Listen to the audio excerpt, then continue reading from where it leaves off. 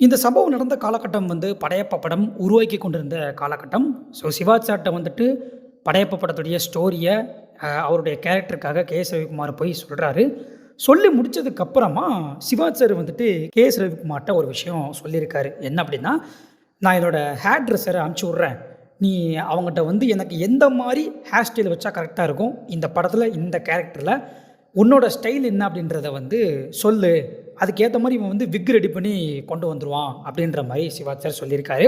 அப்ப அதுக்கு கே.எஸ். ரவிக்குமார் "இல்ல சார், உங்களுக்கு இவ்வளவு நாளா நீங்க இருக்கிறீங்க. நெறைய எக்ஸ்பீரியன்ஸ் இருக்கு. ஸோ இந்த எக்ஸ்பீரியன்ஸ்ல நீங்களே ஒரு விக் சூஸ் பண்ணி வச்சுக்கோங்க. அது கரெக்ட்டா இருக்கும்." அப்படின்ற மாதிரி கே.எஸ். ரவிக்குமார் சொல்லியிருக்காரு. அதுக்கப்புறம் ஸ்டோரி எல்லாம் சொல்லி முடிச்சு கே.எஸ். ரவிக்குமார் கிளம்புனதுக்கு அப்புறமா, இந்த ஹேர் ட்ரெஸ்ஸர்ட்ட என்ன பண்ணியிருக்காரு அப்படின்னா சிவாஜி சார், ரஜினி சாருடைய ஓல்டு ஃபோட்டோஸ்லாம் எடுத்து வர சொல்லியிருக்காரு. ரஜினி சார் இந்த 80ஸ் 70ஸ்ல இருந்திருப்பார்ல, அப்போ இருந்த ஃபோட்டோஸ்லாம் சிவாஜி சார் கேட்டிருக்காரு. அந்த ஃபோட்டோவ எடுத்துட்டு அதில ரஜினி சாருடைய அந்த ஹேர் ஸ்டைல்லாம் எப்படி இருக்கோ, அத அப்படியே எடுத்து தான் தன்னுடைய கேரக்டருக்கு சிவாஜி சார் படையப்பா படத்தில பயன்படுத்தியிருக்காரு. இப்போ ஏன் சிவாஜி சார் இந்த மாரி பண்ணியிருப்பாரு அப்படின்னு சொல்லி நினைக்கிறீங்க? இந்த கேரக்டர் படி ரஜினி சாருடைய அப்பாவா தான் சிவாஜி சார் நடிச்சிருக்காரு. அப்போ அப்பா எப்படி இருக்காரோ, அதே மாரி தான் மகனும் இருப்பான்.